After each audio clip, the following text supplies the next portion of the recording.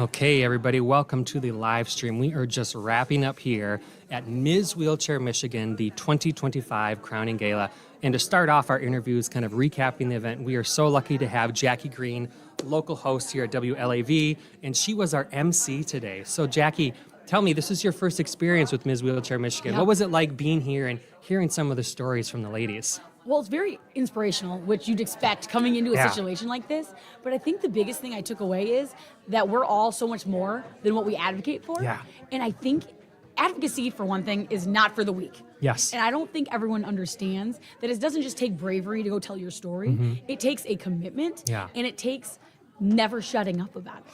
And you have to keep constantly coming around, keep telling the same stories over and over, and to the point where the people around you, they've heard this, right? Yeah. And that to them becomes who you are. But you're so much more than that. And I think competitions like this are so cool to Yeah. get to see these women tell more than just that story. I heard so many more things about these people that opened my eyes to what they go through being disabled.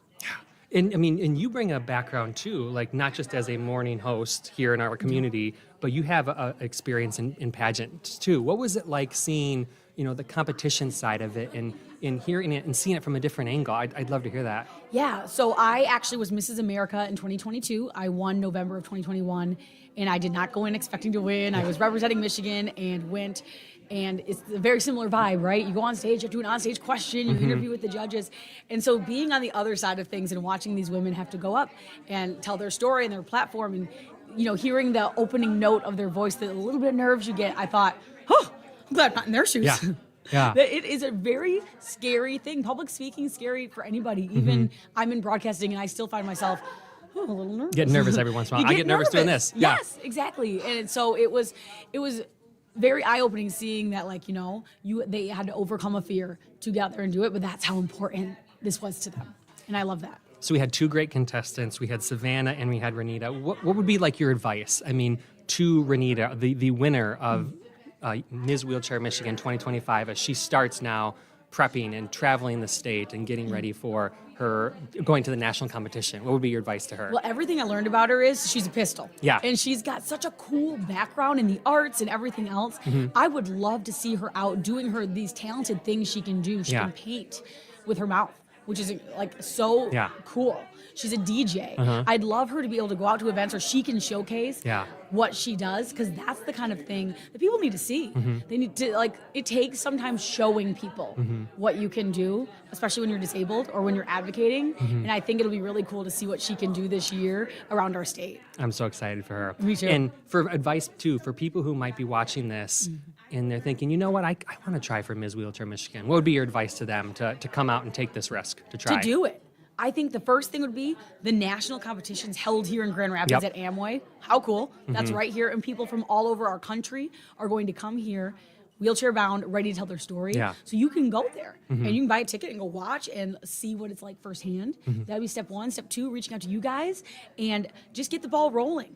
Just do it. Because I Yeah. think getting out of your comfort zone and just doing it is the way to get in. Awesome. Well, Jackie Green, thank you so much. I appreciate you taking the time to MC. We're going to bring Shelley Luce, the president and the state title holder coordinator for Michigan here to come speak. So stay on the live stream. We'll be back in just a second once we bring her in. Thank you again, Thank Jackie. you.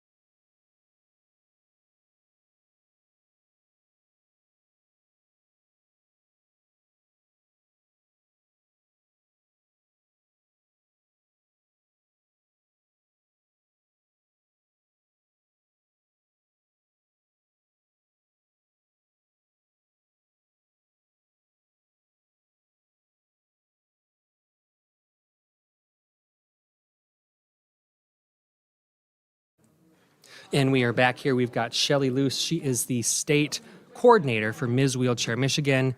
Shelley, we have just wrapped up the event. We just got done talking to our MC, Jackie Green. who took the time out here and bring some great experience as working in pageants. How do you feel about the event again, crowning a new title holder for Michigan? It's always, I always look forward to today because I get to see who I'm going to be able to work with, and we'll be able to figure out how we can work together best and what's easiest for us. And the fact that she's on the west side of the state is also a perk because my last several title holders have been from the east side. So I'm looking forward to that too. And what, tell us a little bit too about our two contestants. We're going to talk to Renita, but also we had Savannah. She's from Vicksburg, and she was participating today. What did the ladies go through today? Because it wasn't just the crowning gala of this hour here. Right. They had a bunch of workshops that they went through. This year, we actually invited members from the public that wanted to come and attend the workshops to come, and we actually had 2 ladies come, and so it was a day of bonding and empowerment and sharing stories with each other. So that made it really special. There were a few workshops. Of course, Shantae gave her a workshop on what her year was, and there was a workshop, Advocacy 101, to help them, learn how to get started and things that need to happen. And then we had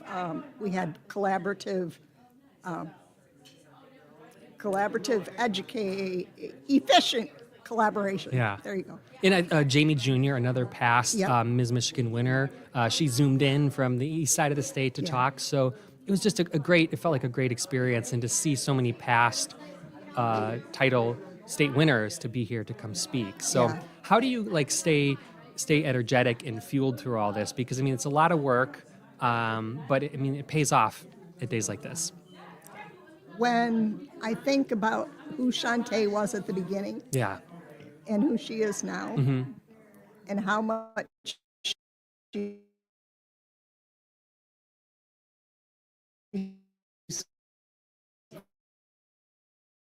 grown, and Renita is my 18th title holding times, and it's just amazing how they change once they get that voice and they got that crown. They get indoors that they never would have gotten in before. Yeah. And they're able to share a message. That's what Shantae said to me in an interview too, is that the doors are open and she's going to roll through them and just keep rolling. So we had an interview with her that we'll make sure we get on the live stream as well too. So what's next for Renita? So she's got the national competition. What is the next few months going to be for her? It will be making some TV appearances. She's already been asked to do a couple morning shows. So we'll be starting that. And we'll start working a little bit on what to expect at the national competition. We'll talk and we'll find some places where she can make appearances. Now that we have her platform and we know who won, we're able to let them find some places and appearances to go. Of course, we do have some that they will go to, but every title holder does their own scheduling of appearances and things that they feel would be helpful for them. Yeah, each title holder brings their own, unique experience and their own, angle. And so every year is a little different. Yeah. Yeah. So, and then what about you, Shelley? This has been, you recently were the president of the national competition and stepping down this year. We got another year here in Grand Rapids. Yep. So that's in August, right? Yes.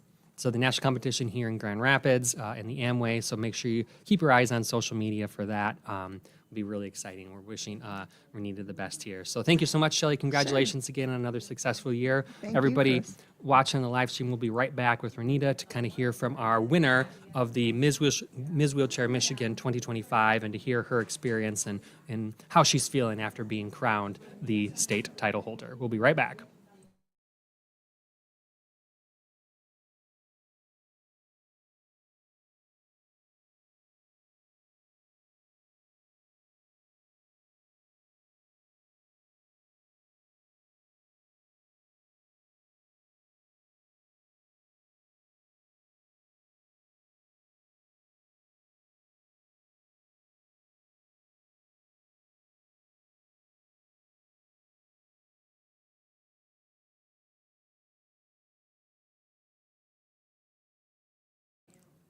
And we're back here now. We are now going to chat with the winner of Ms. Wheelchair Michigan 2025. I'd like to introduce you to Renita McGuire. Congratulations. How do you feel?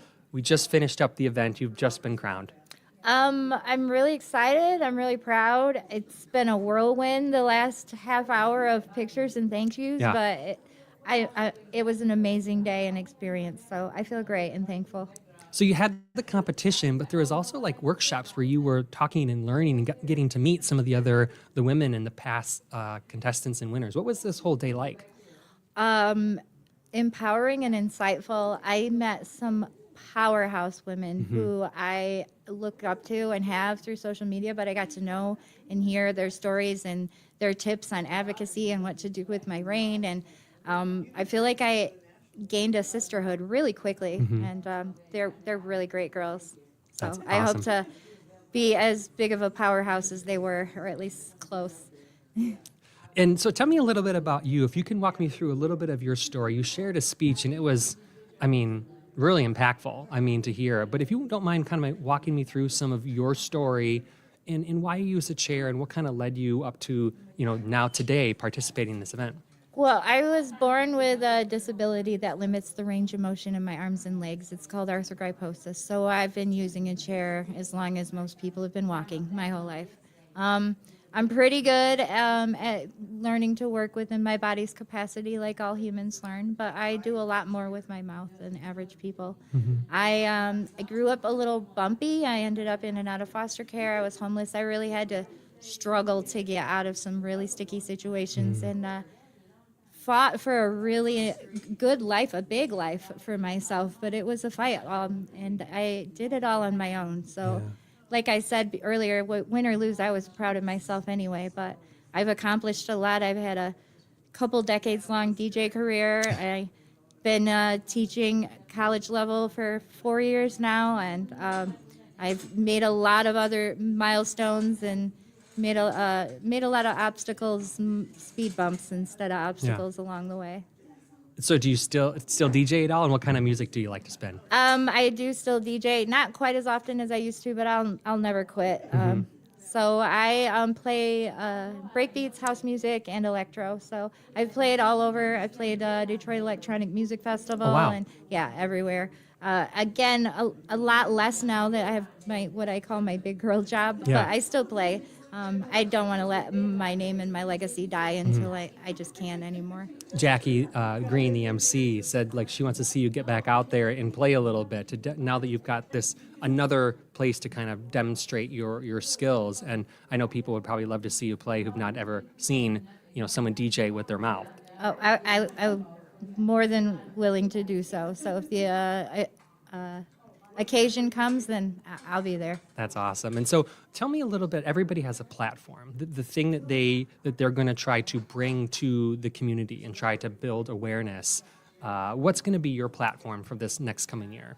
Well, I really would like to work with setting up some sort of network for a mentorship program for young and newly disabled people so that people like me who've really fought hard to kind of pave the way for ourselves can give them some guidance and support so they can see the things that they can accomplish too. They don't have to be the same things I accomplished, but maybe seeing that I've done them will inspire them to want to accomplish some things for themselves. I feel like the expectations for people with disabilities are often so low that they're not often taught that they can do these things. Yeah. I just want to show them they can, and I know a lot of other people who have accomplished a lot in life too that probably could help show a lot of young and newly disabled people some things as well. So you're here, and you said something in one of your questions that like it wasn't about the crown, it wasn't about winning, but for next year, for somebody else who wants to go through what you just did here, you're just starting your reign, but what would be your advice to someone in the community that thinks, oh, Renita did this, I want to try? I mean, my whole platform is about people being inspired to try to do the things they want to do. So if you want to go for Miss Wheelchair Michigan, I think you should do it. Even if you don't win, you will get so much out of the experience. You will gain new friends. You will learn new things. And if you do win, great. But if you don't, I don't think you'll regret it. It's not scary. It's not hard. It's a safe space. I think you should try. Awesome. Renita, I want to wish you congratulations again. You are the new Ms. Wheelchair Michigan here. Thank you. Representing the state. Shantae Favors has just, passed on the crown, and she came first runner-up in the national title. So no pressure. No pressure. We're excited, and everybody who goes to the national competition is a winner in my book. So thank you so much, Renita, and wish you the best. And thank you so much, everybody, for watching this live stream. This has been talking about the Ms. Wheelchair Michigan competition here, hosted at Mary Free Bed. Mary Free Bed Guild is the sponsor for this event, and we're thankful and so happy to support all the wonderful women here. So thank you so much for watching. We'll have more information on our feed about this. So thanks for watching, and stay well.